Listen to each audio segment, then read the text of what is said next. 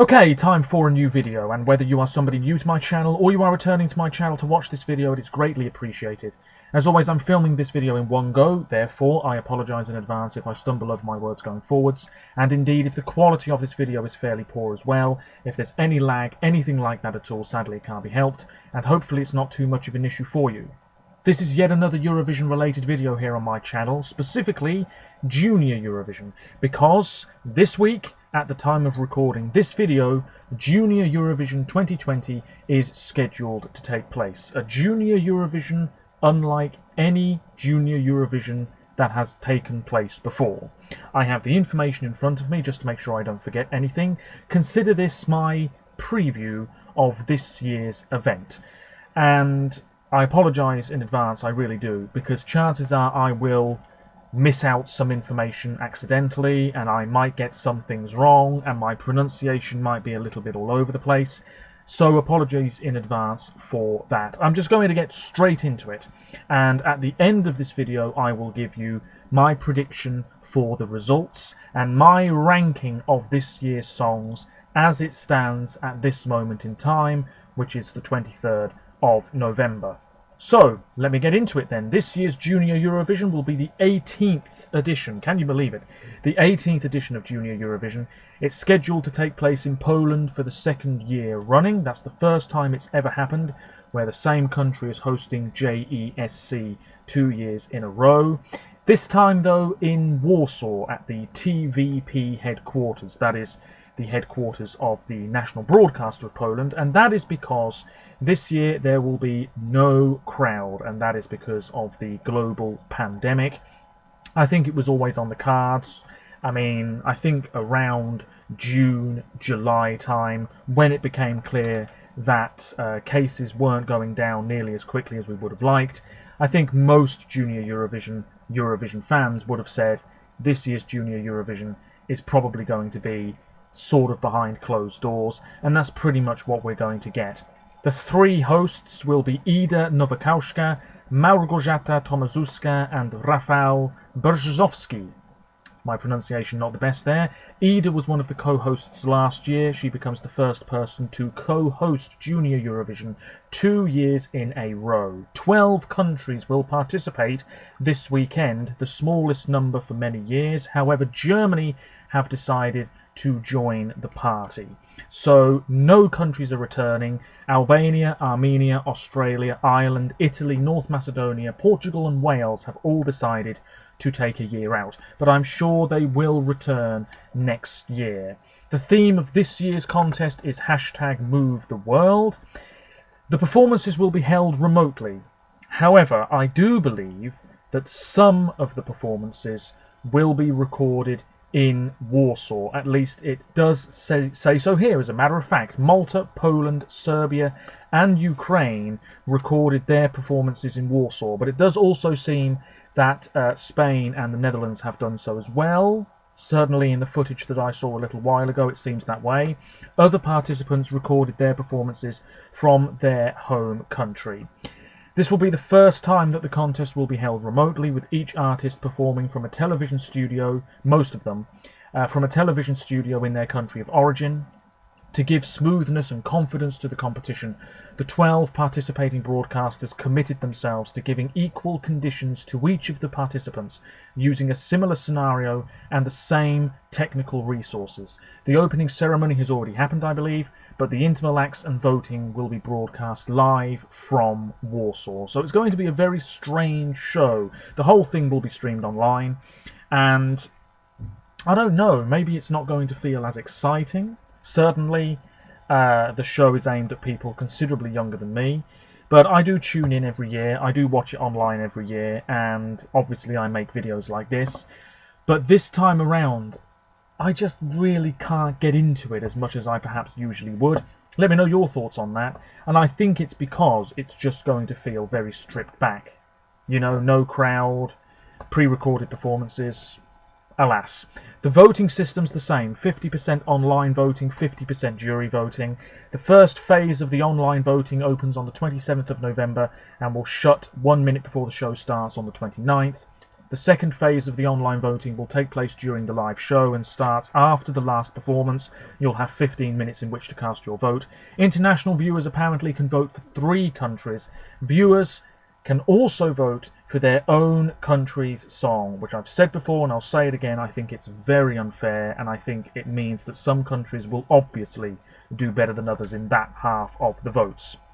Due to security measures and the pandemic, for the first time since 2012, the spokespersons will give out the points from each of the participating countries and not from the venue in question. It was revealed earlier today that Germany will open this year's JESC. Host nation Poland will perform halfway through in position number 6, and France will perform last, which is a very good position for them indeed. It does seem, in Junior Eurovision especially, the later on in the running order you are, the more likely you are to have success at the end of the show. So, I'm now going to go through the songs in question. Germany will obviously open, it's their debut. I've talked about these songs already in previous videos, so I will be fairly brief with my thoughts here. I have every intention of doing a blog post about this year's Junior Eurovision, sort of in bullet point form, later in the week. There will be a link in the description to my WordPress blog and other social media pages, so feel free to check them out if you so wish. Germany, a very safe debut, it must be said, and in all honesty, a rather drab opener to proceedings this weekend. It's Stronger With You, performed in German and English by Susan. Little bit of information on Susan, let me just take a look here. She was born in November 2006, it's nearly her birthday, and the song was written and composed by Levent Geiger. Now, this song, as I said, very safe. It doesn't really build up to much. There's a bit of choreography in the music video. The vocals, I'm not really going to go into any great depth about because these are only young boys and girls that we're talking about, so I don't really want to sound too critical. But yes, I mean, this is fine, it just doesn't really go anywhere, and the fact it's on first is quite damaging to Germany's chances. This is not going to win, but a lot of people in Germany might tune in and vote for their own country's song. So don't rule out this entry doing quite well in the public half, the online half of the results. We shall see. I would have liked to have seen Germany take more of a risk. There was another song in their sort of national final, which was much more up-tempo, might have been a better choice. Stronger With You is fine, but it's not really going to push for the win, in my opinion. Next here, Belarus. This is a contender. It's a very powerful, stirring tune, and we've got a really good singer at the helm, Irina Petreva. The song's called Aliens. I have listened to this song in full only twice, and I really quite like it. It's almost a mixture of 2 or 3 songs in one, but it does feel, at least to me, fairly coherent and not jarring. Irina, a little bit of information on her. She was born in March 2008. She's 12. She's from Mogilev, and the song was written by Daniel Zabella. This is a very serious contender indeed. Belarus have won this before, and I would be fine if this won, in all honesty. I really would. It does pack a punch, and it sounds quite mature, but not as if it's a song that is not also age appropriate, if you see what I mean. I think it's just right for this contest, and yeah, I think the performance is really going to stand out. Georgia, Sandra Gadelia. This was the last song revealed for this year's Junior Eurovision. It's called You Are Not Alone, performed in Georgian and English, and this is just a big power ballad, really. The vocals are absolutely fantastic here. Sandra won Ranina, which was the Georgian selection. You Are Not Alone was written by Giga Kukhanidze and Temo Sajaya, who I believe has tried to represent Georgia in the grown-up contest, I think. Could be wrong. But anyway, Sandra was born in 2010, apparently. And I really do quite like this song, even though it's maybe nothing original. The emphasis is very much on the vocals. It sounds like it should be the closing number to a Broadway musical, almost. Don't rule this out. Georgia have won this contest more than any other nation, and the juries might really love this. The public maybe not so much. I feel as though Georgia do struggle a little bit in the online vote year after year. We'll see. I like it, but maybe it's not quite winner material.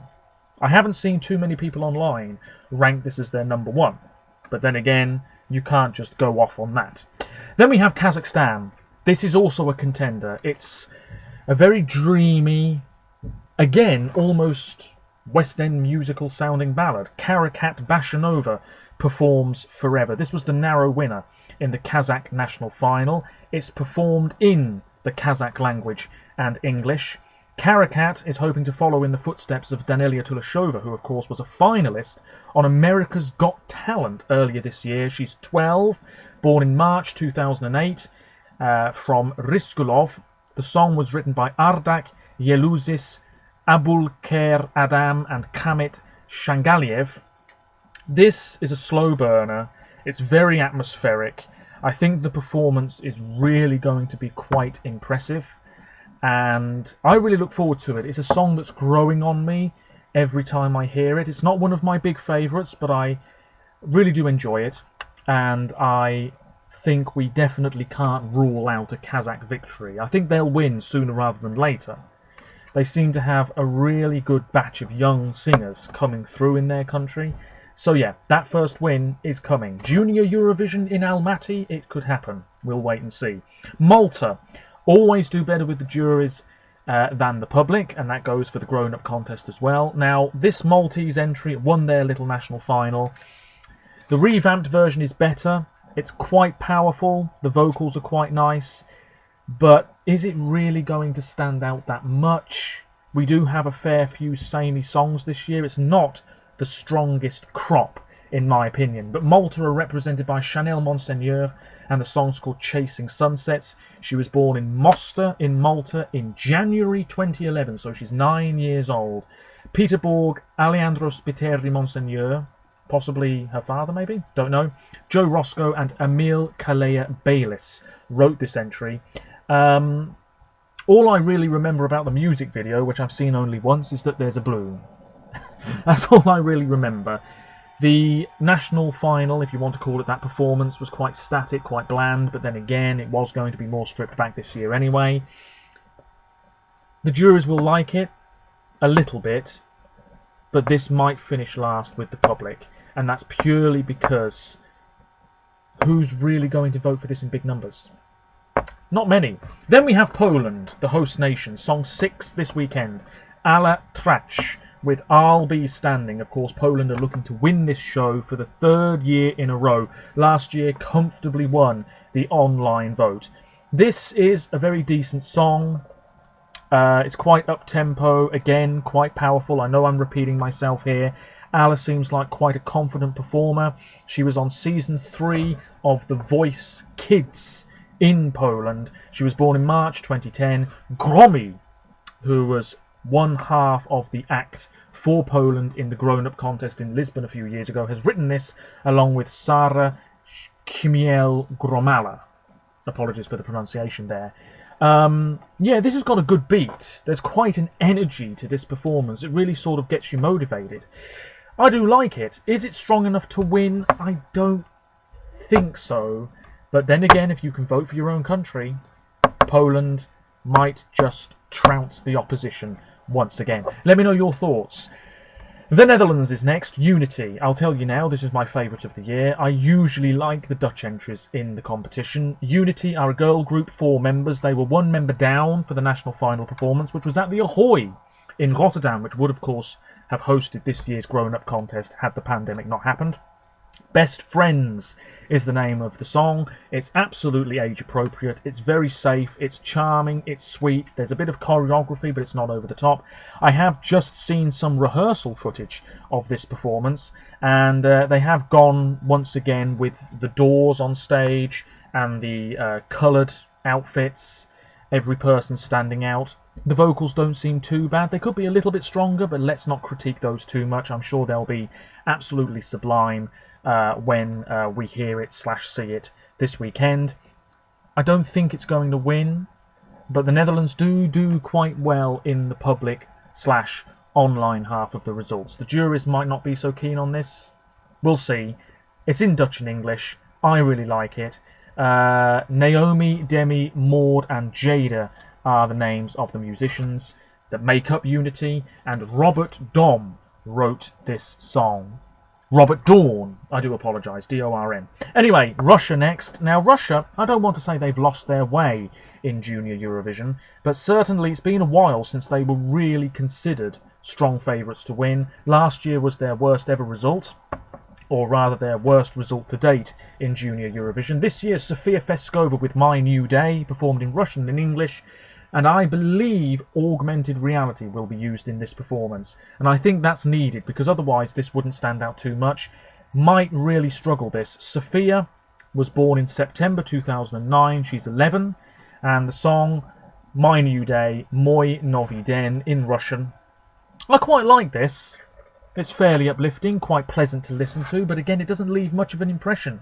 You put it next to one of the big hitters this year, and it doesn't really stand much of a chance. Russia almost certainly will do better in the online vote than with the juries. Next up, Serbia. This is a contender for last place, I'm afraid to say.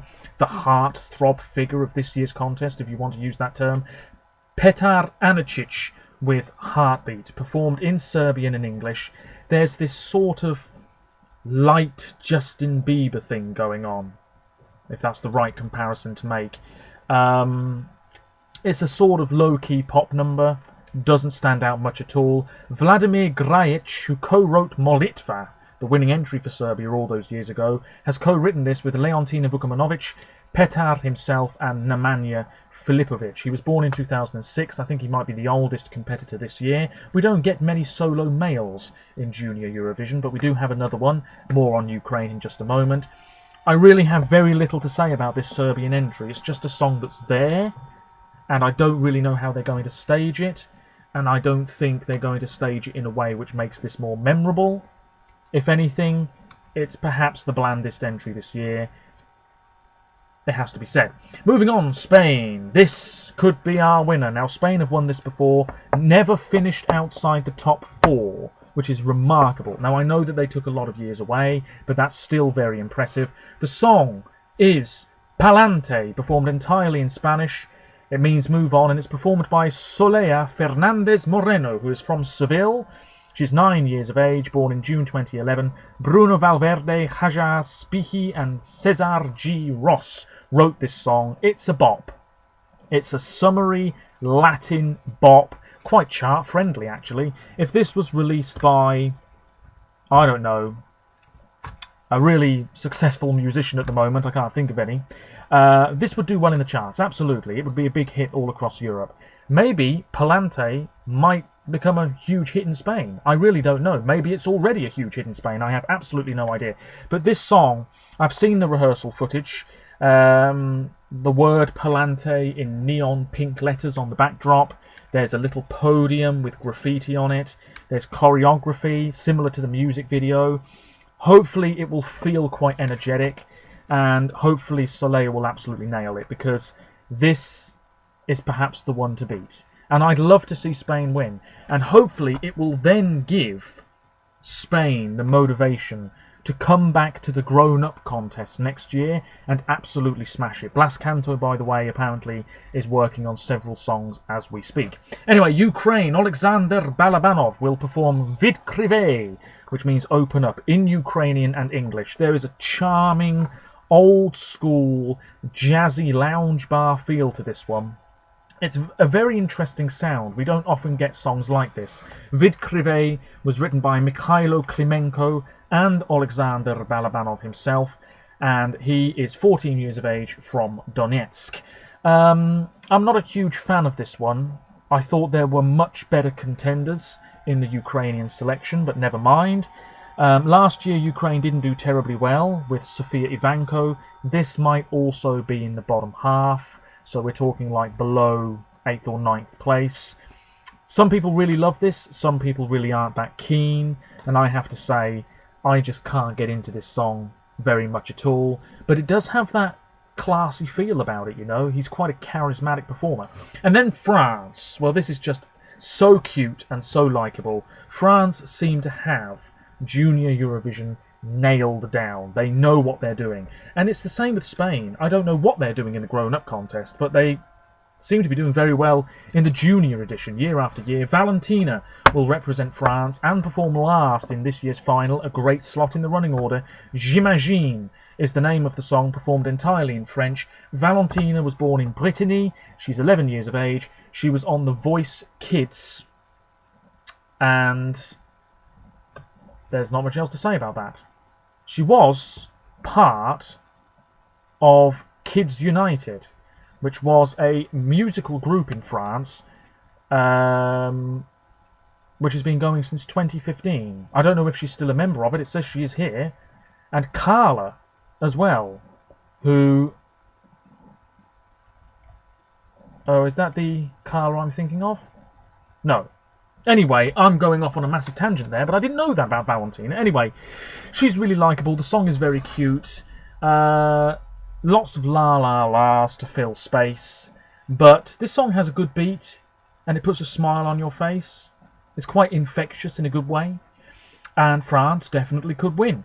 And that would be lovely to see. Junior Eurovision in Paris.